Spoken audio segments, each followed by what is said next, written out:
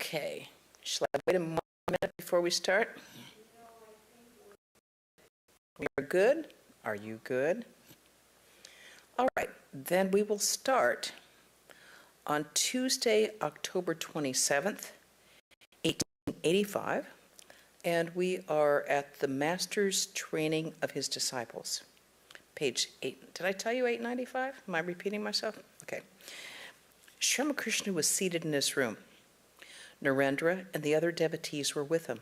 The Master was conversing with him. It was about 10 o'clock in the morning.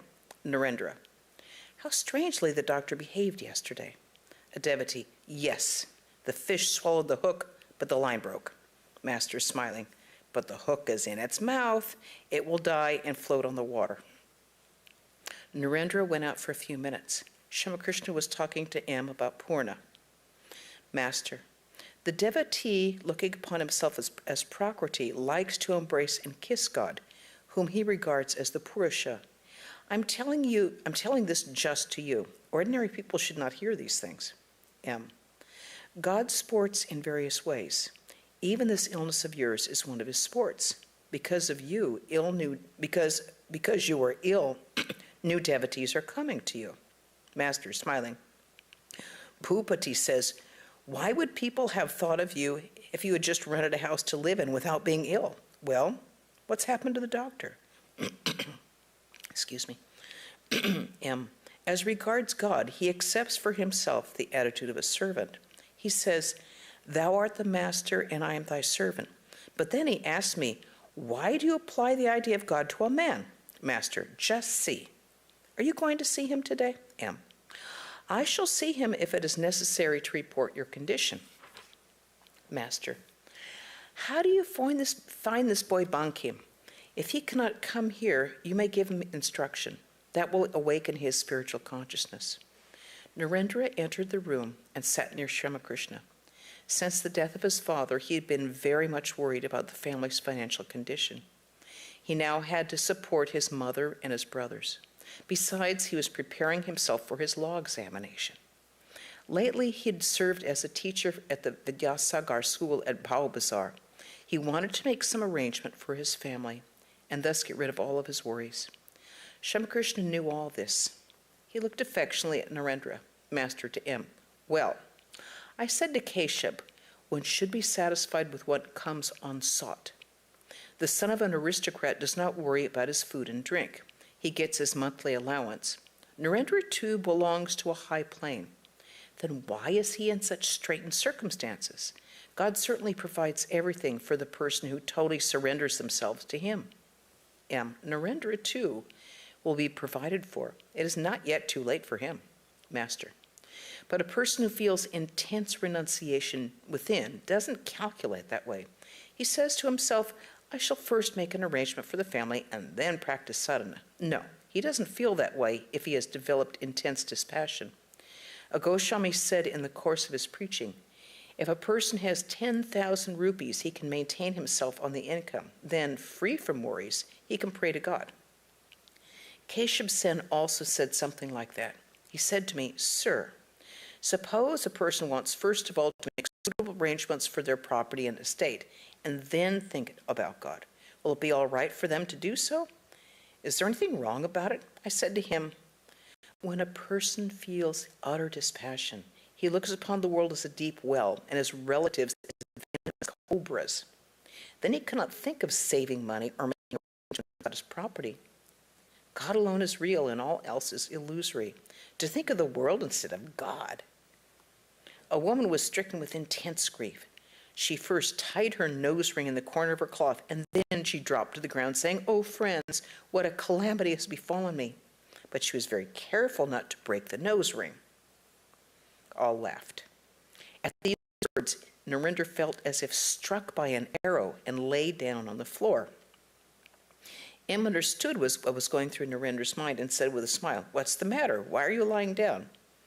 The master said to M with a smile, you remind me of a woman who felt ashamed of herself for sleeping with her brother-in-law and couldn't understand the conduct of those women who lived as mistresses of strangers.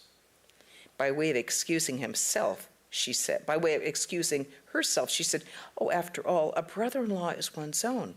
But even that kills me with shame. How do these women dare to live with strangers?" M himself had been leading a worldly life. Instead of being ashamed of his own conduct, he smiled at Narendra. That was why Sri Ramakrishna referred to the woman who criticized the conduct of immoral women, though she herself had illicit love for her brothers-in-law. You know, I hear this, and it's remarkable to me that M had the humility to put all this in the gospel where billions of people would read it, you know, right out there. A Vaishnava minstrel was singing downstairs. Sri Ramakrishna was pleased with the song and gave him a little money. A devotee went downstairs. The master said, "How much did he give the singer?" He was told that the devotee had given only 2 pice. He said, "Just that much?" This money is the fruit of his servitude. How much he had to flatter his master and suffer to earn it.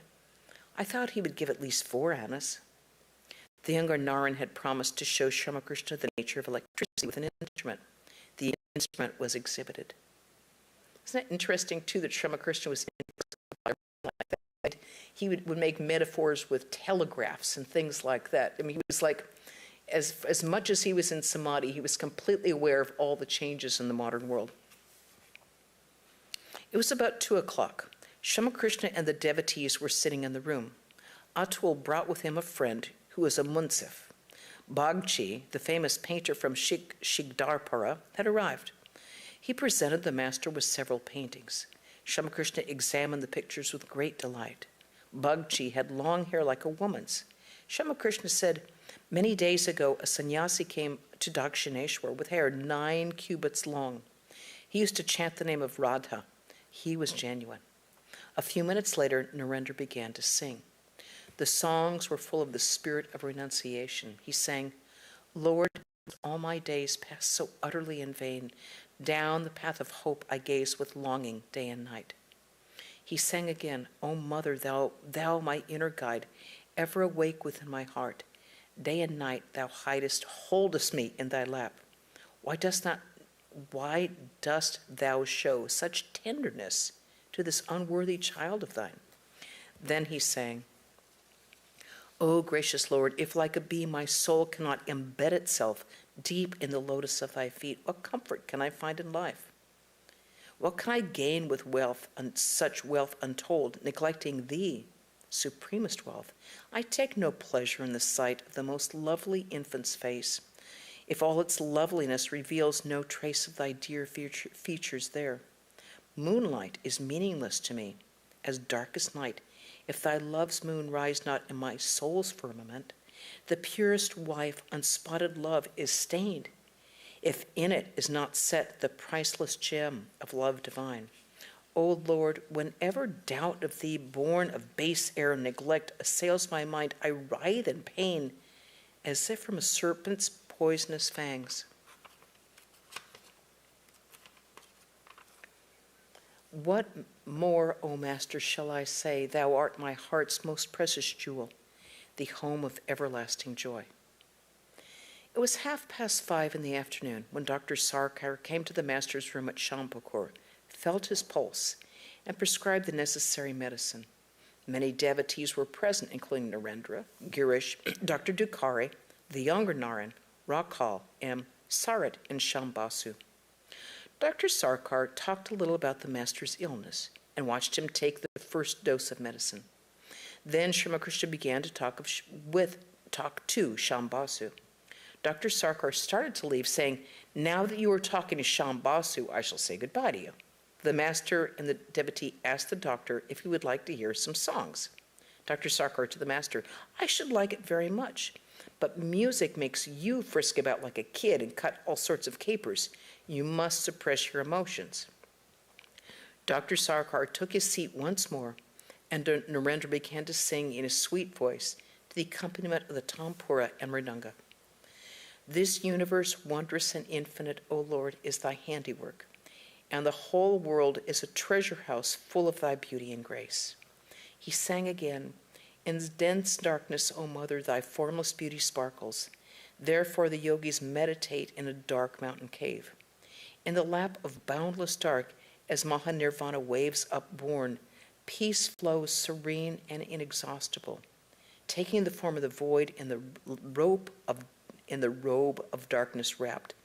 Who art thou, Mother, seated alone in the shrine of Samadhi? From the lotus of thy fear-scattering feet flash thy love's lightnings. Thy spirit face shines forth with laughter terrible and loud. Dr. Sarkar said to M, this song is dangerous for him. Ramakrishna asked him what the doctor had said, and M replied, the doctor is afraid that this song may throw your mind into samadhi.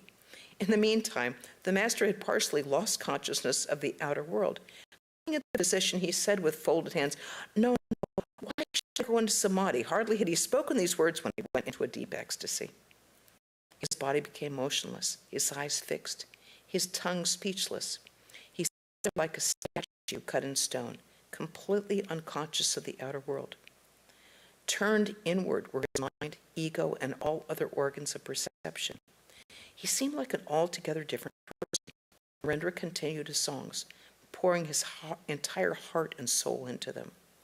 What matchless beauty, what a bewitching face I behold. The sovereign of my soul has entered my lowly hut. The springs of my love are welling forth on every side.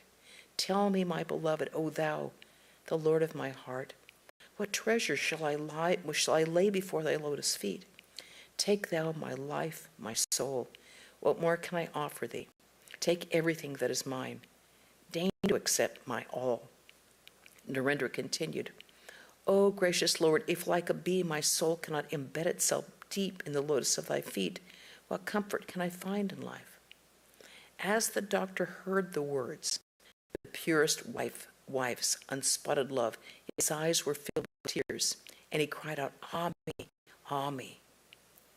Narendra sang again, Oh, when will dawn the blessed day, when love will awaken in my heart? When will my tears flow uncontrolled as I repeat Lord Hari's name and all my longing be fulfilled? In the midst of the singing, Ramakrishna had regained consciousness of the outer world. When Narendra had finished the song, the master continued his conversation, keeping them all spellbound. The devotees looked at his face in wonder. It did not show the slightest trace of the agonizing pain of his illness. His face shone with heavenly joy. Addressing the doctor, the master said, Give up this false modesty. Why should you feel shy about singing the name of God? The proverb says very truly, one cannot realize God if one is a victim of shame, hatred, or fear. Give up such foolish notions as, I am such a great man. Shall I dance crying the name of God? What will other great men think of me on hearing of this? They may say that the doctor, poor fellow, has been dancing, uttering the name of Hari, and thus pity me. Give up these foolish notions. Doctor, I never bother about what people say. I don't care a straw about their opinions. Master, yes, I know of your strong feelings about that. I'll laugh.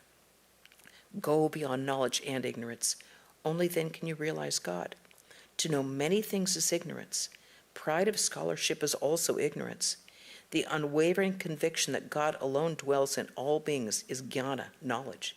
To know him intimately is vijnana, a richer knowledge. If a thorn gets into your foot, a second thorn is needed to take it out. When it is out, both thorns are thrown away. You have to procure the thorn of knowledge to remove the thorn of ignorance. Then you must set aside both knowledge and ignorance. God is beyond both knowledge and ignorance. Once Lakshmana said to Rama, Brother, how amazing it is that such a wise man as Vashishta wept bitterly at the death of his sons. Rama said, Brother, one who has knowledge must also have ignorance. One who has knowledge of one thing must also have knowledge of many things. One who is aware of light is also aware of darkness. Brahman is beyond ignorance and knowledge, virtue and vice, merit and demerit, cleanliness and uncleanliness. Ramakrishna then recited the following song of Ram Prasad. Come, let us go for a walk, O mind, to Kali, the wish-fulfilling tree, and there beneath it gather the four fruits of life. When will you learn to lie, O mind, in the abode of blessedness, with cleanliness and defilement on either side of you? Only when you have found the way to keep your wives contentedly under a single roof will you behold the matchless form of Mother Shama. Shambasu, Sir, what remains after one throws away both thorns? Master, Nitya Shuddha Bodha Rupam, the eternal and ever pure consciousness. How can I make it clear to you? Suppose a person has never tasted ghee and asks you, what does ghee taste like? Now, how can you explain that to them? At most you can say, what does ghee like? Well, it's just like ghee. A young girl asked her friend, well, friend, your husband is here. What sort of pleasure do you enjoy with him? The friend answered, my dear, you'll know it for yourself when you get a husband. How can I explain it to you? It is said in the Purana that Bhagavati, the Divine Mother, was once born as the daughter of King Himalaya. After her birth, she showed her father her many forms. The Lord of the Mountains, after enjoying all these visions, said to the Divine Mother, may I have the vision of Brahman, as it is described in the Vedas? Then the Divine Mother answered, Father, if you want to have the vision of Brahman, you must live in the company of holy people. What Brahman is cannot be described in words. Someone once said that everything in the world has been made impure, like food has been touched by the tongue, and that Brahman alone remains undefiled. The meaning is this: all scriptures and holy books, the Vedas, the Puranas, the Tantras, and so forth, may be said to have been defiled because their contents have been uttered by the tongues of men. But what Brahman is, no tongue has been able to describe. Therefore, Brahman is still undefiled. One cannot describe in words the joy of the play and communion with such phenomena. He alone knows it who has realized it. Addressing Dr. Sarkar, Sri Ramakrishna continued, look here. One cannot attain knowledge unless one is free from egotism. There is a saying, when shall I be free? When I shall cease to be. I and mine, that is thou and thine, that is knowledge. A true devotee says, O God, thou alone art the doer. Thou alone doest all. I'm a mere instrument. I do as thou makest me do. All these, wealth, possessions, the universe itself belong to thee. This house and these relatives are thine alone, not mine. I am thy servant. Mine only is the right to serve thee according to thy bidding. Those who have read a few books cannot get rid of conceit. Once I had talked to Kali Krishna Tagore about God. At once he said, I know all about that. I said to him, does a person who has visited Delhi brag about it? Does a gentleman go about telling everybody he's a gentleman? Sham. But Kali Krishna Tagore has great respect for you. Master, oh, how vanity turns a person's head. There was a scavenger woman in the temple garden at Dakshineshwar, and her pride, all because of a few ornaments. One day a few men were passing her on the path, and she shouted to them, hey, get out of the way, you people. If a scavenger woman could talk that way, what does that say about the vanity of others? Sham. Sir, if God alone does everything, how is it that man is punished for his sins? Master, how like a goldsmith you talk. In other words, how calculating you are. Narendra. In other words, Shambasu has a calculating mind, like a goldsmith who weighs things with a delicate balance. Master, I say, oh, my foolish boy, eat the mangoes and be happy. What is the use of your calculating how many hundreds of trees, how many thousands of branches, how many millions of leaves there are in the orchard? You have come to the orchard to eat mangoes. Eat them and be contented. To Sham. You have been born in the world as a human being to worship God. Therefore, try to acquire love for his lotus feet. Why trouble yourself to know 100 other things? What will you gain by discussing philosophy? Look here. 1 ounce of liquor is enough to intoxicate you. What is the use of your trying to find out how many gallons of liquor there are in the tavern? Doctor, quite so. And what is more, the wine in God's tavern is beyond all measure. There's no limit to it. Master, to Sham. Why don't you give your power of attorney to God? Rest all your responsibilities on him. If you entrust an honest man with your responsibilities, will he mistreat his power over you? God alone knows whether or not he will punish you for your sins. Doctor, God alone knows what is in his mind. How can a man guess it? God is beyond all our calculations. Master Tisham, that is the one theme of you Calcutta people. You say, God is stained by the evil of inequality because he has made one person happy and another miserable. What these rascals see in themselves, they see in God too. Ham used to come here in the temple garden at Dakshineshwar. Whenever he chanced to meet me, he would say, well, priest, there's only one thing worth having in this world, and that is honor. Isn't that so? Very few people indeed say that the goal of life is the realization of God. Sham, we hear a great deal about the subtle body. Can anyone show it to us? Can anyone demonstrate the subtle body when a man dies, leaves the gross body, and goes away? Master, true devotees don't give a rap about showing you these things. What do they care about whether some fool of a big man respects them or no? Is that true? Yeah, okay. I thought I misturned the page, but no.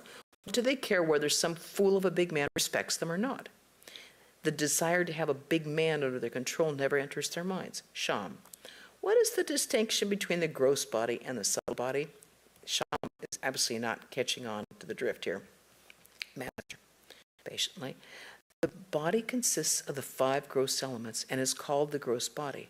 The subtle body is made up of the mind, the ego, the discriminating faculty, and the mind stuff. There is also the causal body, by which of means one enjoys the bliss of God and holds communion with him. The Tantra calls it the Bhagavati Tanu, the divine body. Beyond all these is the Mahakarna, the great cause. That cannot be expressed by words. What is the use of merely listening to words? Do something.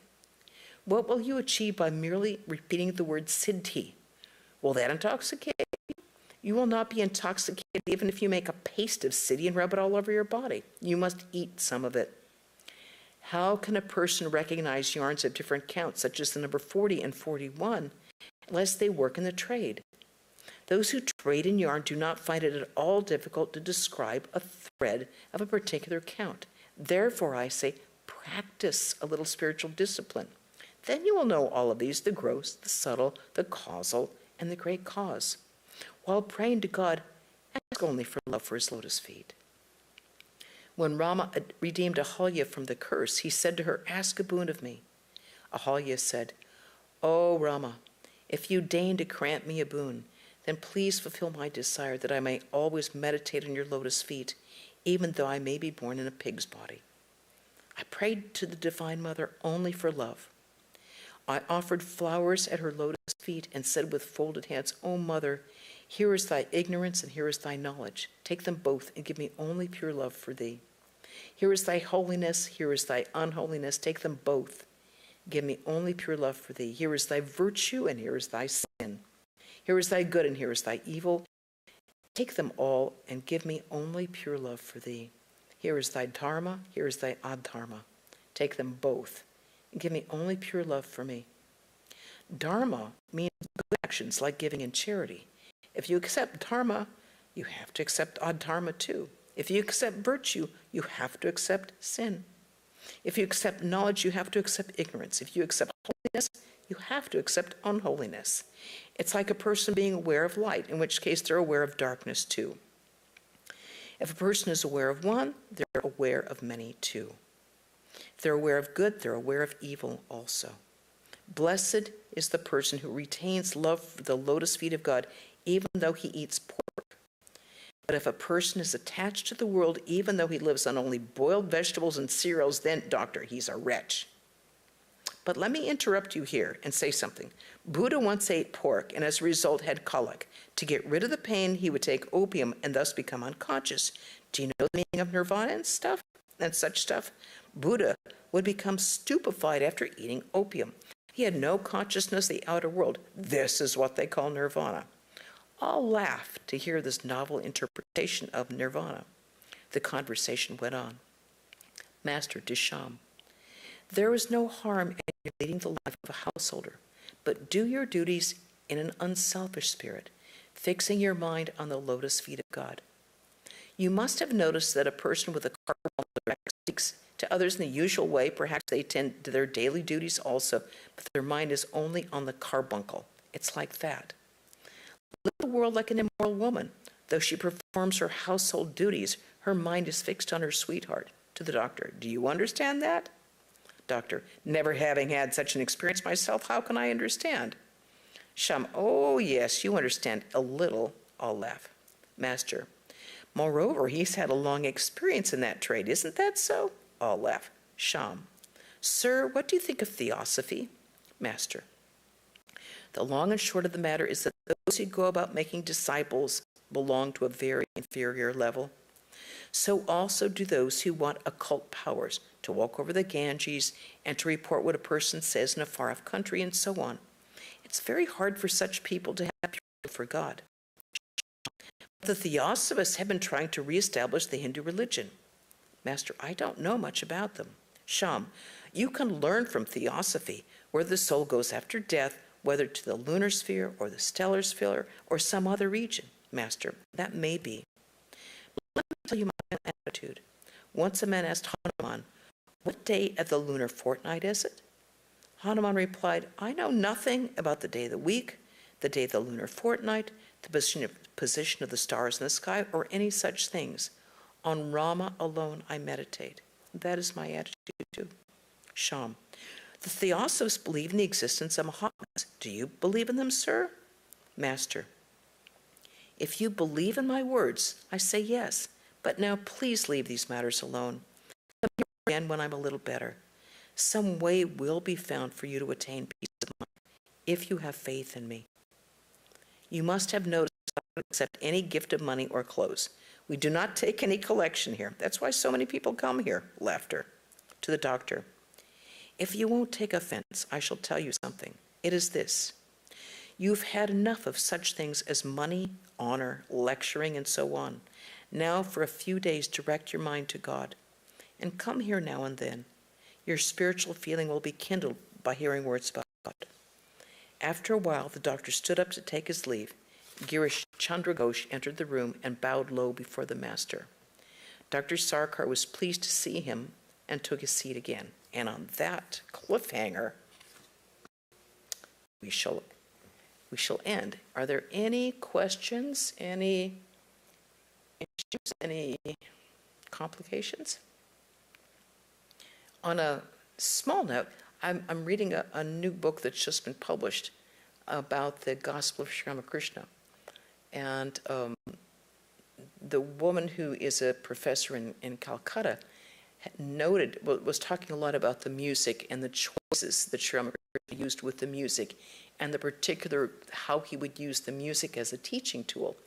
And then she went into great detail about what an expert musician Narendra was, later Swami Vivekananda, which we don't really get that much. He studied for a long time under an ustad, a very high-ranking musician. And she said, you'll notice that in some of these things he's playing the mridanga along with singing, which is an incredibly difficult thing to do because you're keeping one beat here, one beat with your left hand, a second beat with this hand, and on top of that you're singing a song. It's an unusually difficult accomplishment, which he seems to do without batting an eye. So I'm really enjoying that book, and they bring up a lot of things about how I used to kind of just like with the songs, but she makes a big point of how it really does choose the songs to tell people things in a different way that they're so they can understand it on a different level, because music works in a different level than just regular speech. The Many Dialogues of the Katamrita by Srimati Mukherjee, who visited here some years ago. You may remember her. She was doing, I think, she was doing something at University of San Diego. I think she was she had a visiting grant, and she teaches at the University of Kolkata. It's a fascinating book, actually. I recommend it. Okay, and we shall end with a chant. Om Shanti Shanti Shanti Hari Om Tat Sat Sri Ramakrishna Arpanamastu. Oh, and announcements. Tomorrow, there will be a lecture on The Friend in Your Pocket. That's another cliffhanger. And on Wednesday, we will have a Eternal Companion reading at 5 p.m. On Saturday, Swami Sarvadevananda will begin again the Bhagavad Gita classes. So please do either come on Zoom or or YouTube, or come in person with a mask. For Swami Sarvadevananda's, again, we go back to the Bhagavad Gita. So that'll be really wonderful to start classes with him again. And then that Sunday will be a lecture with Swami Sarvadevananda on the 2 paths of exit. His class, the Saturday class on the 14th is at 4:30. Okay. Mark that in your iCal. Okay? All right.